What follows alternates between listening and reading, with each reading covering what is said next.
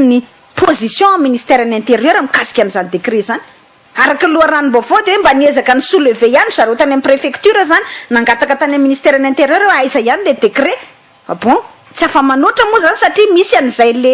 le somary misy raorao zany ny fifandraisan'ny ministère sy le préfecture ary ny olana mpitranga hafa ihany koa de ity mbintsona izao satria ilay préfet de police izy tenany amin'ny resaka volam-panjakana indray zay de tsy manana fahefana ara-dalàna zany amin'izay resaka volam-panjakana izay de misy eo anivon'ny préfecture eo tsy manana karama araka ny tokony ho izy tsy afaka mandray karama na tokony izy satria tsy manana budget le préfecture de police vokatr'izay le tsy fisina décret de nomination zay satria manko any amin'ny resaka pitsopitsony ara-bolam-panjakana indray tsy maintsy misy acte administratif mazava hoe aiza ny ty ny aiza ny ty ny aiza ny ty zay vao afaka manao contrôle financier trésor sy ny sisa de tsy afaka mamoaka volany any amin'ny fanjakana fohy be makaty amin'ny préfet de police préfecture de police vokatr'izay le hoe mbola tsy ara-dalàna nomination le préfecture de préfet de police izay de misy olona ao tsy mandray karama eo anivon'ny préfecture de police ao ary ny budget an'le préfecture de police tsy de misy ihany koa mba tsy lazako hoe tsisy mihitsy satria tsisy fomba hiaffectena vola makany vokatry le acte mbola tsy ara-dalàna hitako ny lefiny foana no mipotra rehefa misy zavatra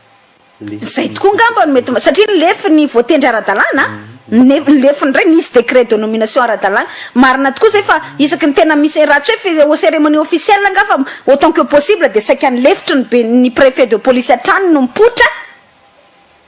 raha vao misy zavatra marina zay remarque anao zay mbintsona iso zany hoe raha tsy tena hoe tsy afa manoatra nga zany le préfet de police zany hoe tsy maintsy le préfet de police ny ilaina fa manahirana mamenatra manko zany hoe mijoro eo misalotra lamba mbola tsy nomena ny tena ara-dalàna akory marina zay remarque anao zay mbintsona iso zany rehetrarehetra zany olana mipetraka ao anatin'ny ty raharaha ty daholo de atao ahoana zany zay zany le fantaniana tytsika petraka ataony fitondram-panjakana ahoana ary ho problème io fa sao fantatry ny mpanao gazety le izy am'izao tsika amin'ny teny zao ary tena nataoko tokoa ny fandiniana fanadihadiana na tany amin'ny ministère ny intérieur na tany amin'ny préfecture de police niezaka nanao an'le recoupement fa samy nanamarina daholo hoe mbola andrasana endry zareo tany amin'ny préfecture moa izy tsy niteny hoe tsy ara-dalàna fizy miteny hoe mbola andrasana le décret heritaona théorina ve anao de aiza mbola misy décret andrasana ihany mba mety mba mino ihany raha hoe ray volana théorina nanendrenanao de mbola miandra le décret anao le matérialisation le décret fa heritaona théorina kosa tokony mba efa mametra-panontaniana ny be sy ny maro fa ny dikan'izay na ny fifidianana zay nikarakaraina teto Antananarivo raha hoe fifidiana be ny tanàna de tsy ara-dalàna na zay zao ara zany de tsy ara-dalàna ma conseiller municipal anaiky satria niraisina avy amina acte illégal asa raha azontsika tsaina ny impactan'izany ny fitraikany izany fa grave de grave de grave tokoa fa de tsy hay aloha fa ampitainy zay resaka izay fantatra zany zao zay inona no atao ao anatin'izay rehetrarehetra izay aiza ary no ezana iratyrapenan'izay zany ka hoe ampananana endrika ara-dalàna am'izay fanendrena amin'ny préfet de police paraingo zay mbintsona iso ary paraingo mila valiny goavana be satria miankana am'izay zany mahara-dalàna ny acte mba etretsika nge reny be le préfet de police zany manao hoe manao réquisition tsy mahazo manao fihetsiketsehana etony tsy ara-dalàna daholo zany reny ianarinary andreo matoa lera marsonary zany zao reny hoe préfet de police tsy namelanao nanao fihetsiketsehana reny tsy ara-dalàna daholo zany reny satria le préfet de police mihitsy tsy manana ny fahefana andray an'izay fanapa-kevitra izay vokatry le mbola tsisy décret de nomination izy hatramin'ity androandroany ty izy nefa manao acte de réquisition rehefa le misy manifestation publique reny mihetsiketsy-bahoaka ireny tsy ara-dalàna daholo zany reny de mba etrika tsara ny contrôle de aiza monjy ty tokoa zao lasonge resahako atsika ty tranga anankiray ty mbintsona son ty manko tam'le didim-panjakana le didim-panjakana azafady indrindra le tam'le délibération fanapa-kevitra no raisina teo anivony filan-kevitra ny tanàna na Antananarivo na ny conseil municipal ny tanàna na Antananarivo. De voalaza fa hoe izy ty le nabeadevitra fa nazavaiko anareo le hoe nisy délibération ohatra nanaovana forcine nasaina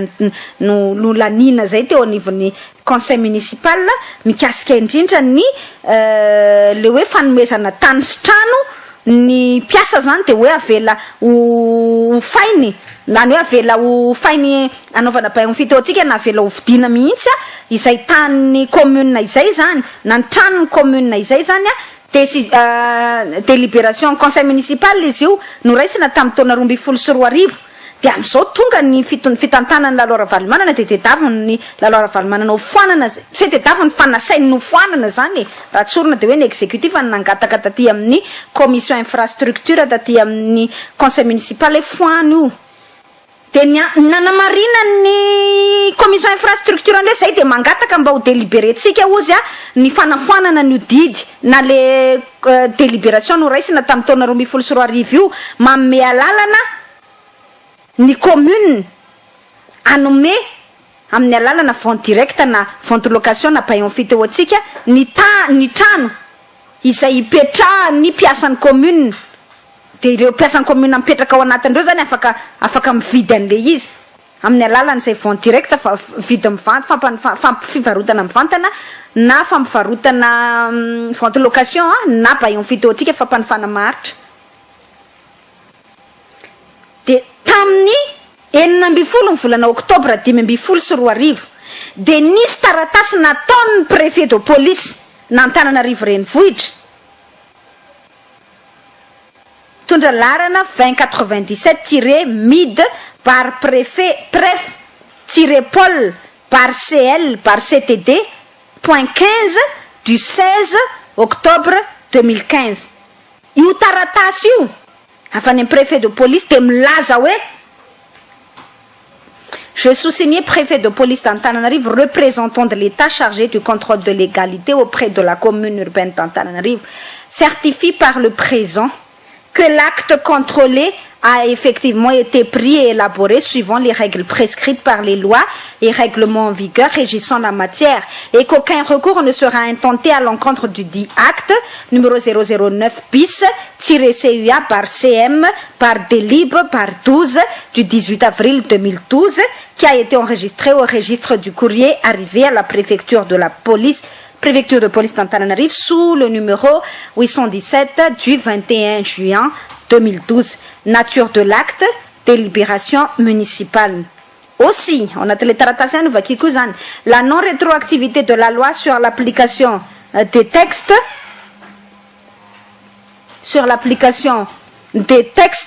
relatifs aux collectivités territoriales décentralisées annule cette délibération municipale, à savoir la loi numéro 2014-020 du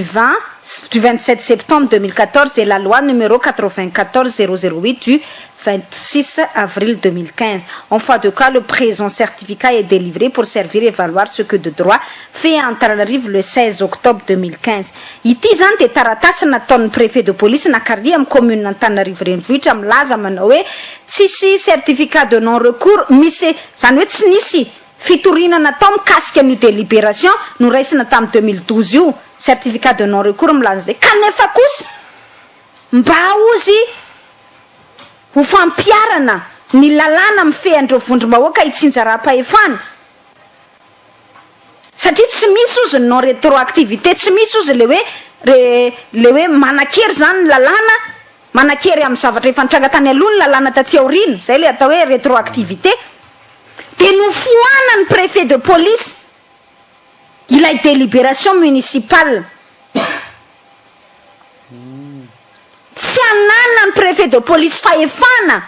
ny manafoana délibération municipale izany fa zavatra anakiroa ny azony atao mbintsona efson na lefa ny any amin'ny tribunal administratif hoe tsy ara-dalàna nefa izy moa ny teny zany hoe tsisy certificat misy certificat de non recours zany hoe tsisy fitorinana tao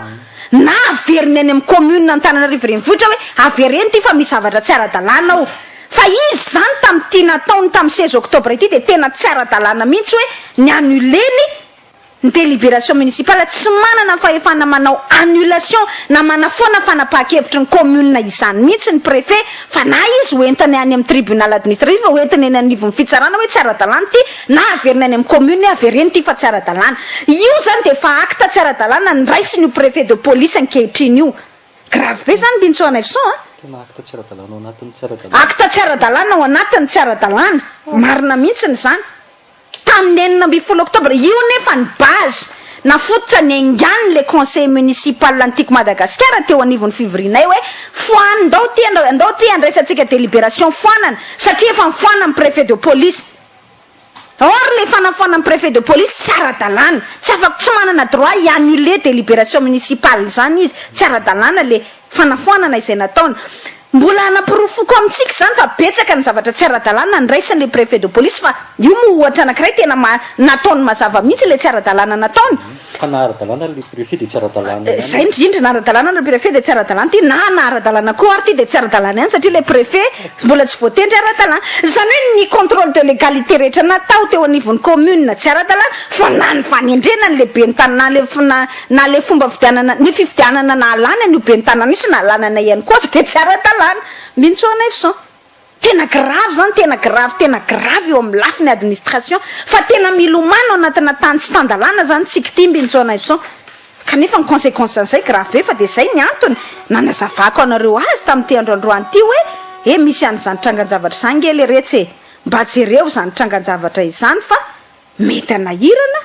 atsika ihany ny mandinika sy mamakafakana zay tranga izay raha ohatra ka jerevana tena hoe amina mafanjakana tandalàna hoe état de droit tokoa zany ary raha mpitsopitso na ny bon gouvernance ihany koa na ny pitsopitso ny ara administratif de tena point d'interrogation gavana be mikasika an'ity kahany préfet de police ity zay ny resantsika tamin'iny